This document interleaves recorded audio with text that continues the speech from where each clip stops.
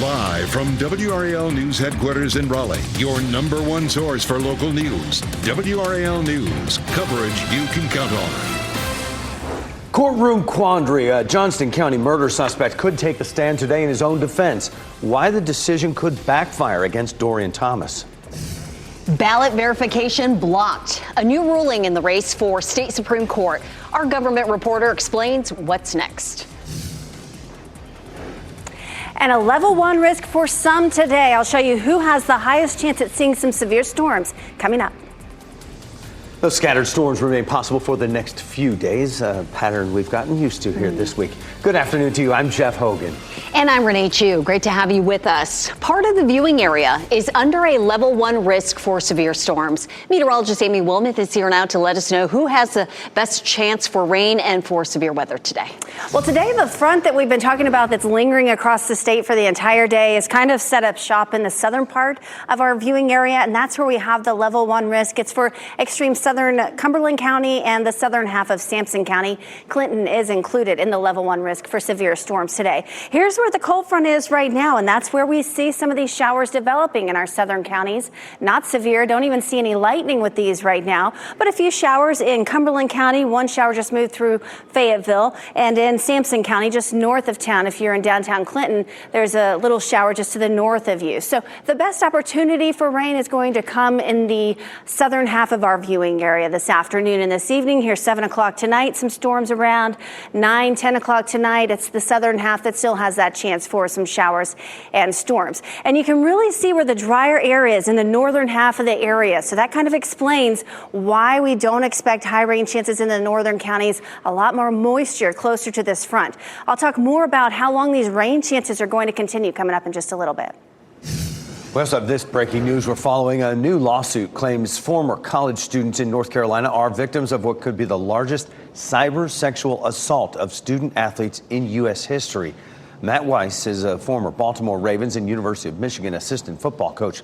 He was indicted last month, accused of hacking into computer accounts of thousands of college athletes to find intimate images.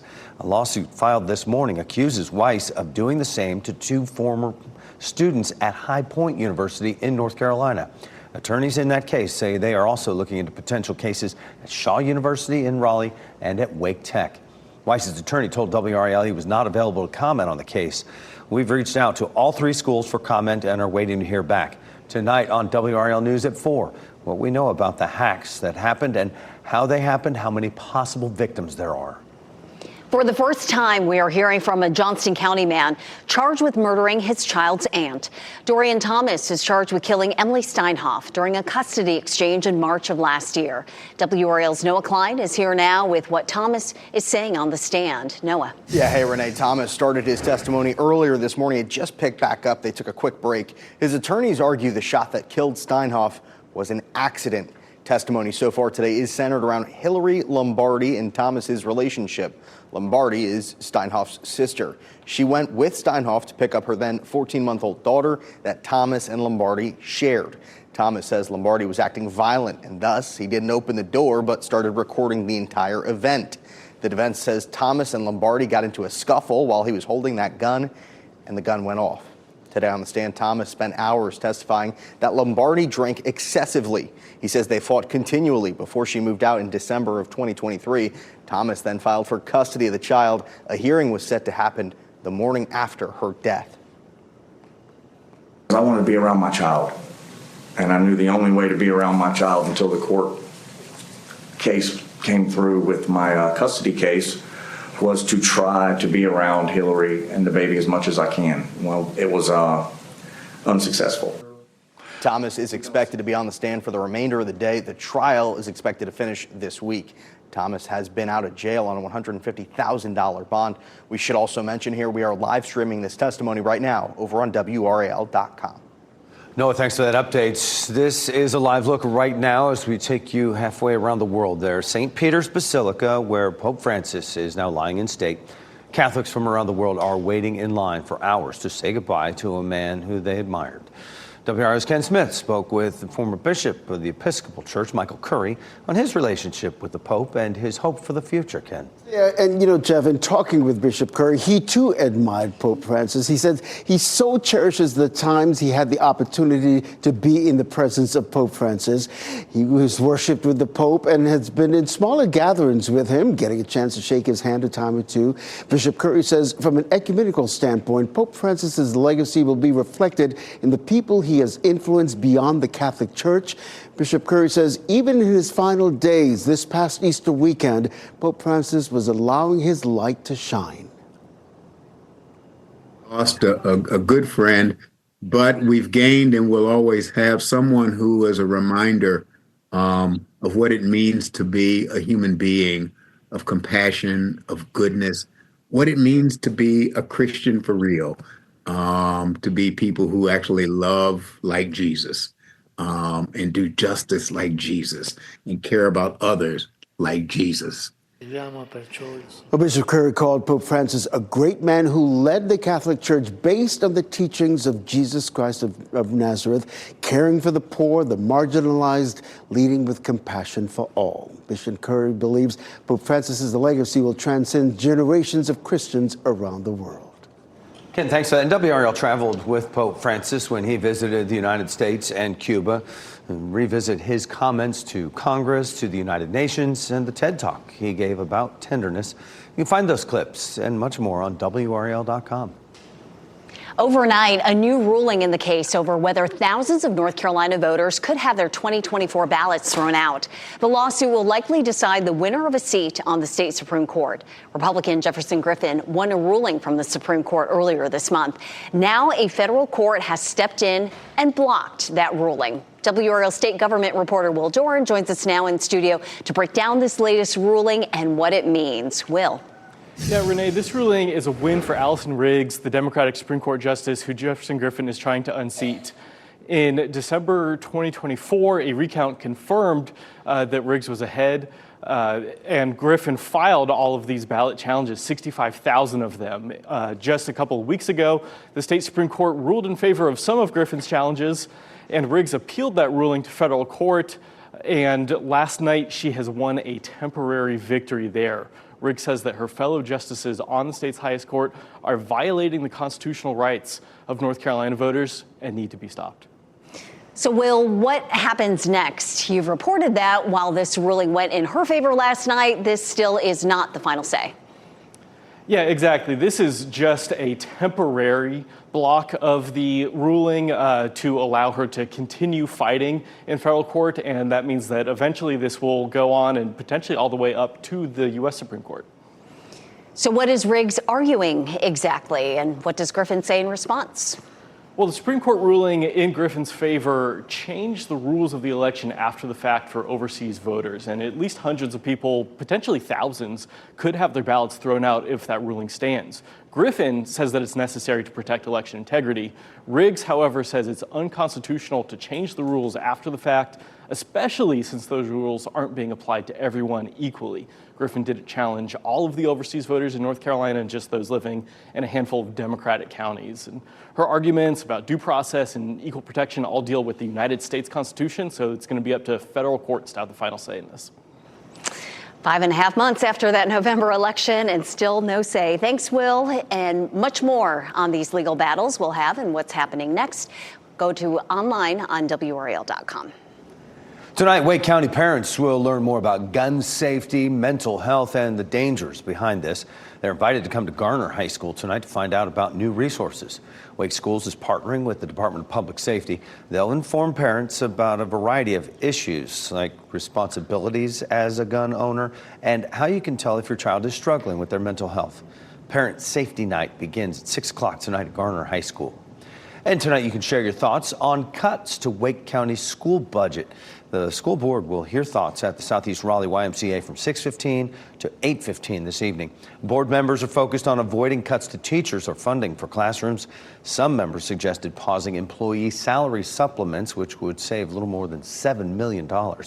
The board could vote on the budget as early as May 7th. A community meeting is happening tonight to discuss proposed development at Peace and West Streets in Glenwood South. The land is zoned for buildings up to 12 stories, and it houses different businesses. Raleigh Development Company is asking for a rezoning exception from City Council to increase the building height from 12 to 30 stories. The meeting is from 6 to 7 tonight over at the McKimmon Center.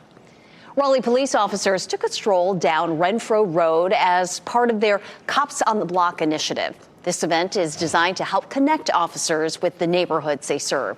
The initiative began in 2022, and now Chief Rico Boyce is bringing it back to the city. Neighbors were able to ask officers questions and share their concerns. Captain Danny Nieders explains why today's event is important. We want to make sure the public understands that we are here to collaborate with them, that we can't do this by ourselves. We can't do this on our own. We need the assistance of the community. Raleigh police plan to bring Cops on the Block to every district in the city. The next event is scheduled for this Saturday on Jacqueline Lane from noon until 1. There were lots of smiles on Wall Street this morning, still are, as some of the talk of tariffs has lessened just a bit. It's backed off, and you can see stocks responding. Dow Jones Industrial Average was up over 1,000 at one point. It is just under 500 right now. And NASDAQ is up over 400 points as well. The S&P 500 is up just about 100 at this noon hour. Next at noon, retirement pipe dreams. How much money Americans think it takes to retire comfortably, and how many believe they will outlive their savings. Also, exploding manhole covers. Why the fire department thinks these covers blew. Plus, a first for UNC football, taking their game overseas. At 12:30, hear about the plans to play in Ireland to open next season. Keep watching WRAL News over the air Channel 34 and Spectrum Channel 1257.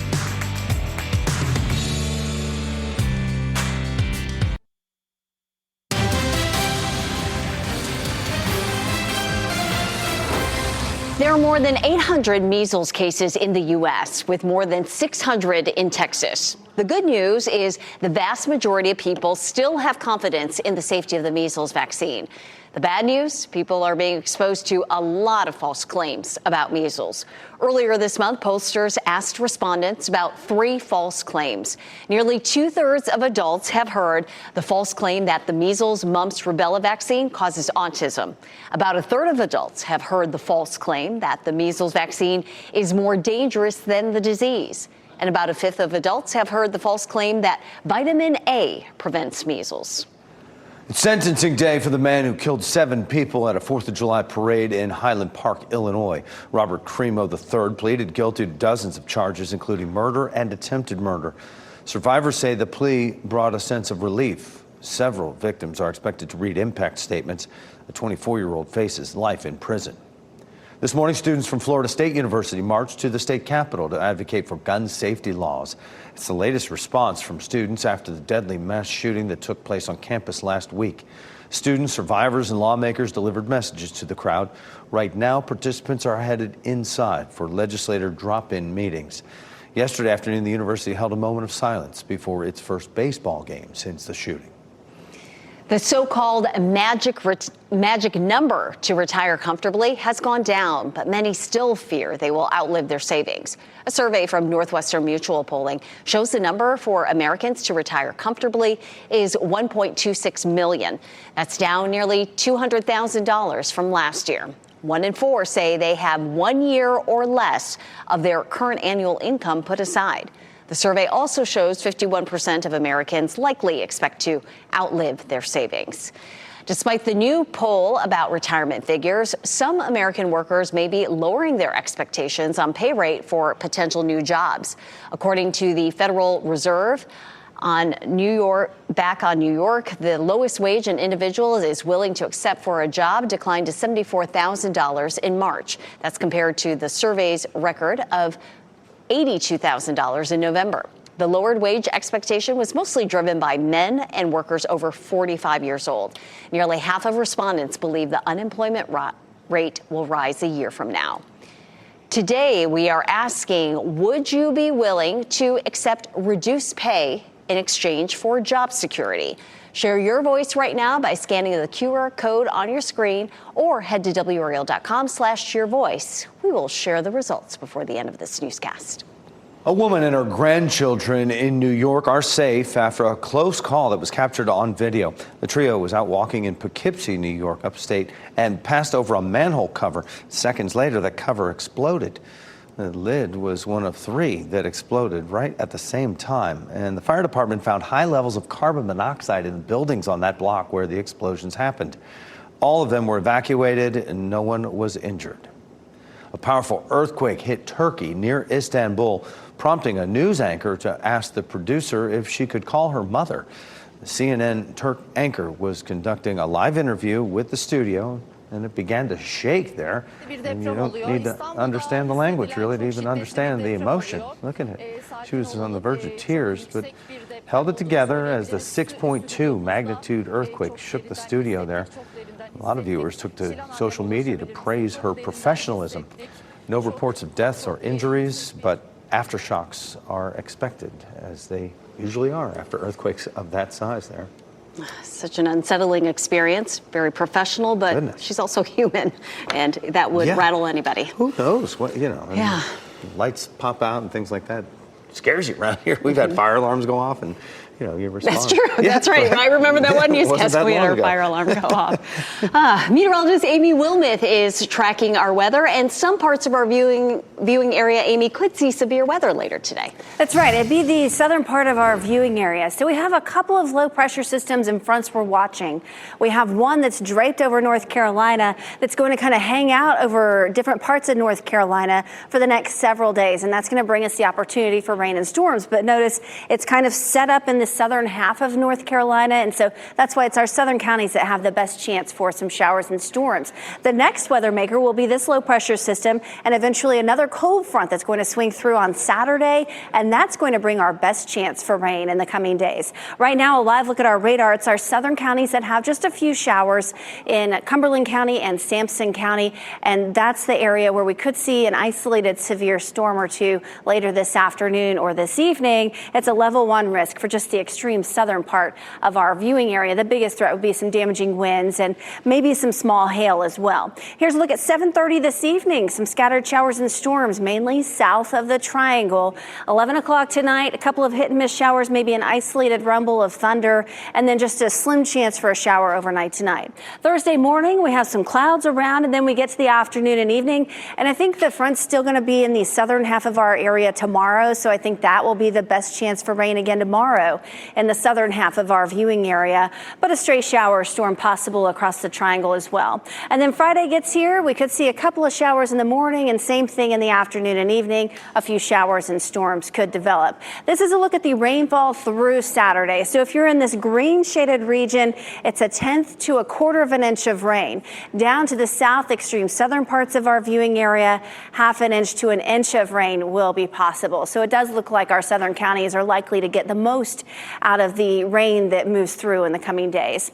This is a live look at Clinton. You had a shower just north of you a short time ago, and that is quickly lifting to the north, but some clouds linger across the area. It's 73 in Cary right now, 71 in Garner, 73 right now in Holly Springs. A little bit warmer down here to the south, 77 in Clinton, and also a little bit more humid down here as well, with dew points in the upper 60s. So more moisture for the thunderstorms to work with this afternoon and this evening. Compare that to low 40s for dew points. It feels refreshing right now in Roxborough. So a pretty wide range of conditions across our viewing area, and all because of that front that's kind of stalled in the southern part of the area. So some hit and miss storms possible for the evening commute. The best coverage for that is going to be over the southern half of the area, and we'll stay in this unsettled weather pattern for the next several days. It's a 30% chance for storms through Friday, but then a 60% chance on Saturday. And then it's going to feel great the second half of the weekend. I'll have more on the weekend forecast coming up in just a bit.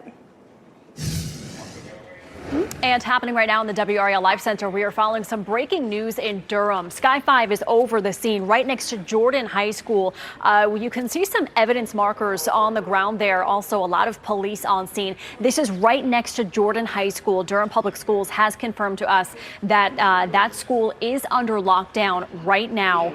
Nobody is allowed in or out of that school. We're working to figure out what exactly happened here. But again, you saw those evidence markers on the ground. Police also looks like they were investigating a home right across the street from Jordan High School. So we're going to work to get more information on this. And coming up after the break, we have an important recall for a popular baby snack.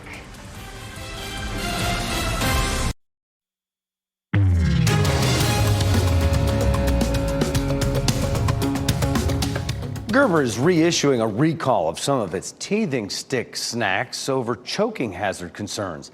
First recall for Soothe and Chew teething sticks went out at the end of January. The company says impacted products could still be found in stores as late as last Friday.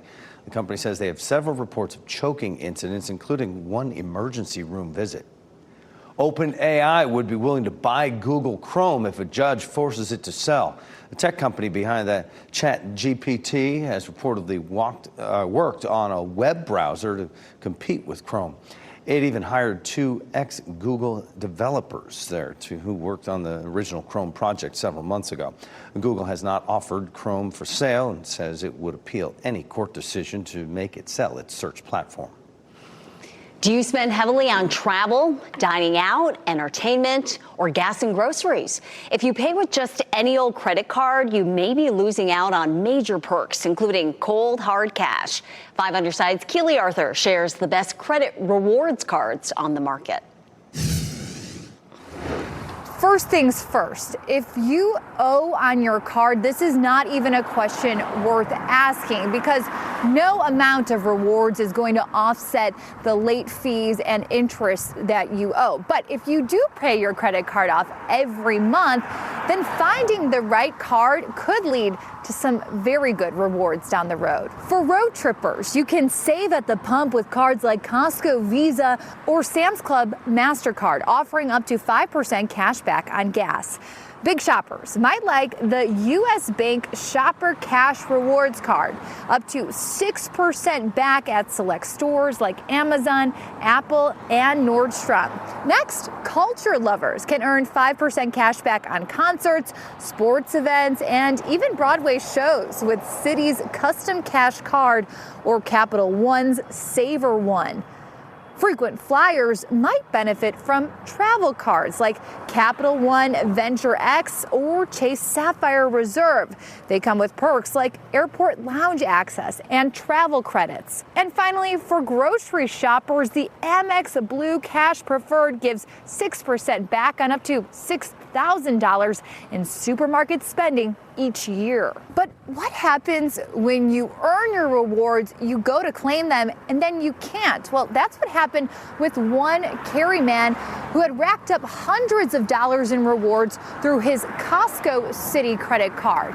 Well, when he went to claim them, he couldn't get them. We got involved and got him more than $600. I'll explain how coming up on WRAL News this evening. Keely Arthur, 5 on your side. North Carolina is pushing back the tax filing deadline after Helene. Last week, the IRS extended the deadline to file individual income tax returns and make payments to September 25th of this year. That's for federal returns. North Carolina is taking its own action, waiving late penalties on various state, individual, and business income tax returns until that same date in September.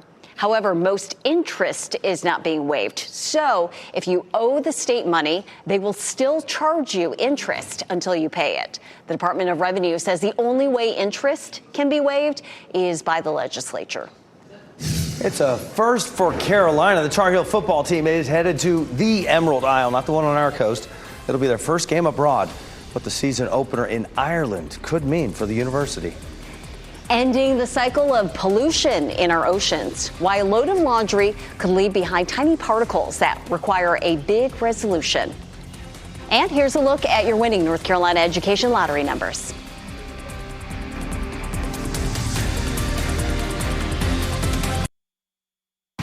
shot in 4K ultra high definition. Your number one source for local news. WRAL News. Coverage you can count on. UNC will play a huge game in 2026 in Ireland versus TCU. The team is holding a news conference right now to announce the event. Yeah, it'll be a big football game. WRAL's Chris Lee is gathering information at that event right now for our later newscast. Michelle McConaughey has been listening into that news and joins us in the WRAL Live Center right now. Yes, they are so excited. As Jeff just mentioned, I've been listening into the press conference. Members of the school are there. Head coach Bill Belichick is there. They cannot wait for this game, August 29th, 2026 in Dublin. That press conference happening right now. The school says they're so excited to recognize an incredible opportunity. Of course, UNC have a global reputation. They're known worldwide. We did hear from head coach Bill Belichick. He says he is so excited for this trip. Take a listen. You know, this is very unique, and we announced to the team yesterday. There was tremendous excitement, and but as Bubba said, we're the 25 season ahead of us. We're looking forward to that first, but we're certainly excited to be a participant in next year's game in Ireland. So thank you again for the opportunity. And, of course, Belichick has had numerous opportunities. He was an NFL coach, so he's had numerous opportunities to travel overseas and play games overseas. And he says those international games have been some of his most memorable. So this, no doubt, will be another memorable game for him. Again, Tar Heels take on TCU on Saturday, August 29th, 2026 in Dublin. It will definitely be an adventure for the players. Newly released data shows the number of babies being born in the U.S. remains near a record low. About 3.6 million babies were born in the U.S. last year. That's up less than 1% from the record low number in 2023. The birth rate has been steadily dropping since 2008. There are many reasons why, including the increasing cost of raising children and waning confidence in maternal health care.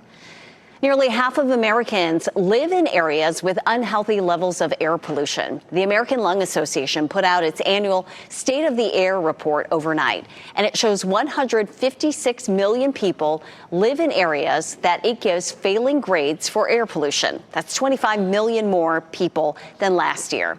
The ALA says poor air quality can include dirt, dust, or smoke particles that can get stuck in the lungs and the bloodstream. A lot of our everyday actions can take a toll on the environment. Washing our clothes, for instance. Advocates say millions of plastic fibers shed from our clothing and are polluting the planet. Ted Lindner takes a closer look at how you can help reduce the cycle. You may not know it, but many clothing items like activewear, socks, sweaters, and more can contain plastic fibers. Most of the clothing that we all wear is made out of synthetic or plastic-based materials. That may come as a surprise to people who kind of think about cotton t-shirts and wool and things like that.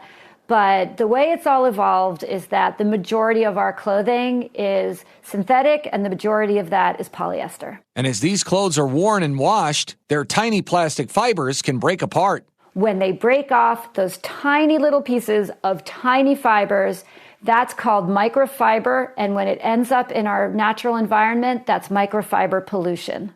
A single load of laundry can generate millions of microfiber bits that overwhelm wastewater plants, causing the fibers to spread throughout the environment. We've found them in waterways from high alpine lakes to the middle of the ocean. We know that microfiber is flying around the air, and it's been found in the soil, and it's been found in creatures at all levels of the marine food web and beyond. To see which of your clothes may be prone to shedding, press a piece of clear tape to an item before sticking the tape to a piece of white paper. Any stuck fibers should be more visible behind the tape. Meanwhile, washing your clothes less and spot cleaning more can help reduce microfiber pollution. But when it comes time to do the laundry, cold water is your best friend. It's Ted Lindner reporting, and advocates also suggest air drying your clothing as much as you can instead of using a dryer. NASCAR's Mission 600 rolls into its 8th year. The outreach program pairs NASCAR drivers with service members for a look at their training. Daniel Suarez visited Fort Bragg today. He and members of his team will greet troops and participate in activities including weapons training and using the flight simulator. That's impressive, you know, that the level of discipline that that is required to be this good in what they do is impressive. So nothing but respect for the men and women that are here training, and looking forward to continue to learn more about it. Suarez also visited Fort Bragg last year. Today's visit comes ahead of the Coca-Cola 600 at Charlotte Motor Speedway next month. Hop into the Wayback Machine. We will show you the first video uploaded to YouTube 20 years ago today and how the platform has grown ever since. Plus, tag team teaching, how this dynamic duo is helping special education kids thrive in Apex. Remember, you can watch WRAL News live anytime on WRAL.com or the WRAL app on your streaming device.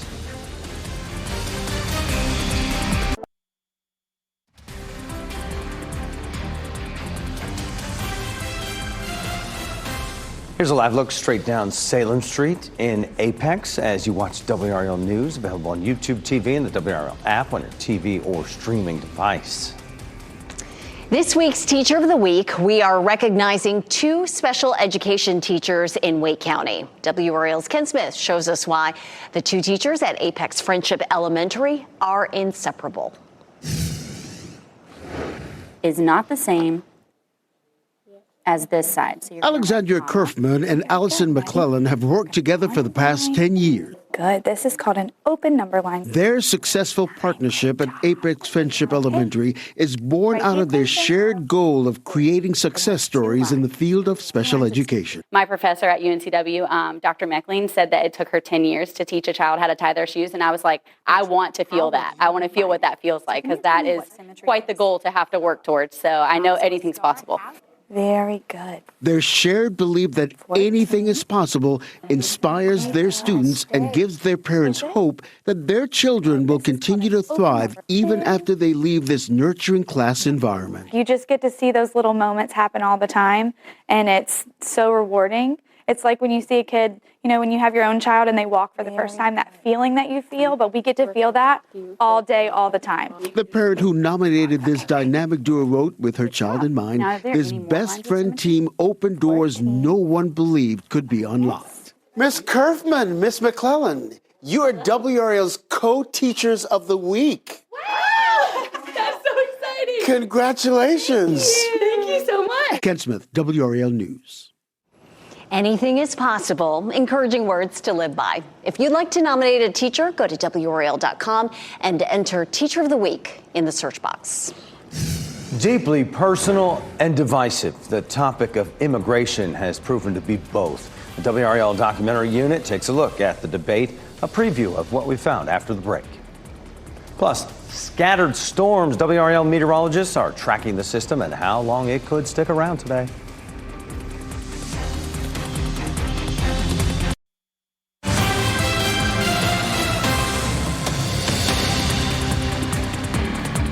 From family separations to calls for stronger enforcement, immigration is one of the most talked about issues of the year.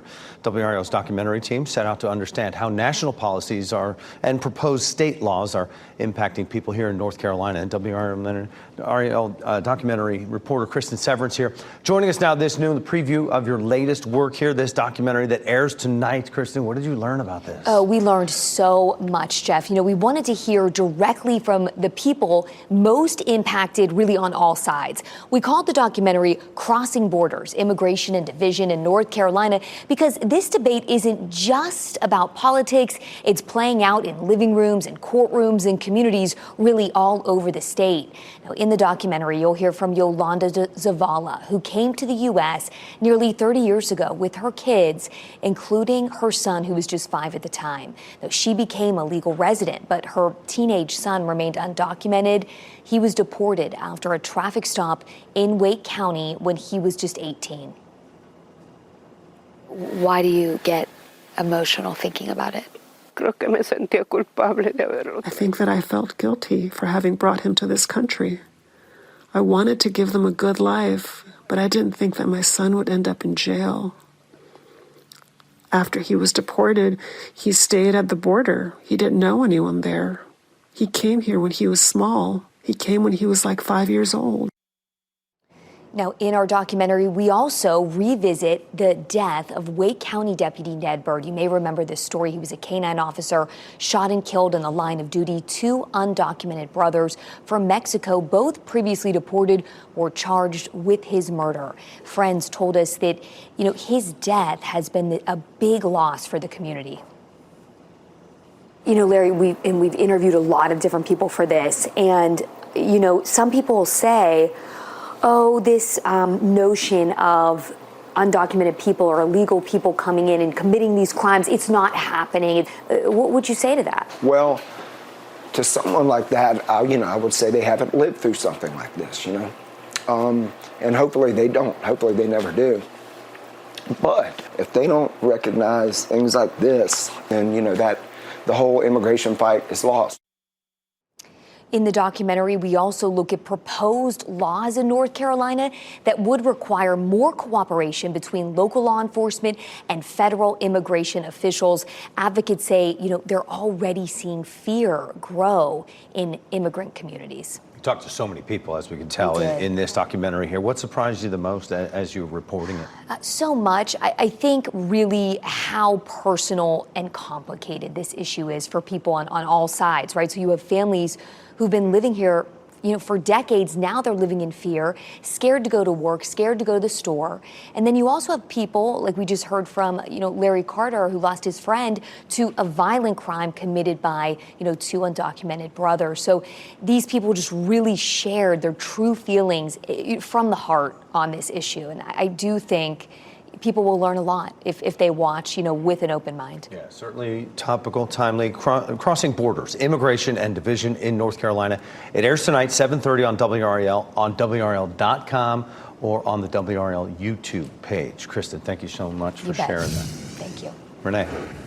We know Kristen and the documentary team, they never shy away from those tough topics. So looking forward to hearing those perspectives on an issue that dominates our news headlines. Our weather headline today, warm and then possibly stormy later on. Amy. That's right, especially down here to the south. That's where we have a little bit more instability. It's more humid down in our southern counties. And that's where we see the rain right now. No storms developing, but in Hoke County, the northern part of Hoke County, a little cell there that was a little orange and red at times. So brief, heavy downpours possible with some of these showers and eventually some storms that will develop, especially in the southern part of our viewing area. That's where this front is really going to stay through the rest of the day today, is in the southern half of our viewing area, and that's why they have a better chance for rain. In the triangle, our rain chances are at a 20% chance at 3 and 4 o'clock, and then about a 30% chance during the evening commute and beyond. So just a stray shower or storm possible for the triangle. We'll have high. As we wrap things up, here's a look at a few of the headlines we're following today. A community meeting will take place tonight to discuss proposed development at Peace and West Streets in Glenwood South. The land is zoned for buildings up to 12 stories, and it houses different businesses. Raleigh Development Company is asking the city for a rezoning exception to increase the building height from 12 to 30 stories. The meeting is from 6 to 7 tonight at the McKimmon Center. For the first time, we are hearing from a Johnston County man charged with murdering his child's aunt. Dorian Thomas is charged with killing Emily Steinhoff during a custody exchange in March of last year. Thomas is testifying in his own defense. He's expected to be on the stand the remainder of the day, and the trial is expected to finish this week. Thomas has been out of jail on a $150,000 bond. Tonight, you can share your thoughts on cuts to Wake County school budget. The school board will hear thoughts at the Southeast Raleigh YMCA from 6:15 to 8:15 this evening. Board members are focused on avoiding cuts to teachers or funding for classrooms. Some members suggested pausing employee salary supplements, which would save $7 million. Earlier, we asked you this question: would you be willing to accept reduced pay in exchange for job security? And well, this is what we have so far right now. It's kind of flipped. Earlier, a lot of folks were saying yes, and now they're back to saying no. 60-40, the rate. We'll continue to collect your answers throughout the day, so share this with your friends. Just scan that QR code on your screen or head to WRAL.com/yourvoice. 20 years ago today, the first YouTube video hit computer screens. The 19-second clip called Me at the Zoo features one of the company's 3 co-founders in front of an elephant exhibit. And he was 25 years old at the time. Well, just 18 months later, it would be sold to Google for $1.65 billion worth of stock. Now, Google doesn't share how many videos are on YouTube, but estimates range between 4 billion up to 14 billion. A lot of videos. Plenty. Keep scrolling. Head of the daytime now from Cat Angels NC, a gentle soul who will melt your heart in no time. This is 6-year-old Lancelot. Loves his toy snake and will happily show you his hunting skills. He's quiet, easygoing companion that thrives in a calm environment. Also gets along with other mellow cats. Dogs are definitely off his Christmas list. So if you'd like to meet Lancelot, you can just fill out an application on the Cat Angels website. NBC News Daily is next on WRAL, your next local news update in 30 minutes. You can also get breaking news updates anytime with our WRAL News app. Some sun, some clouds out there, and watch out for some of those storms kicking up to our south. Have a great day.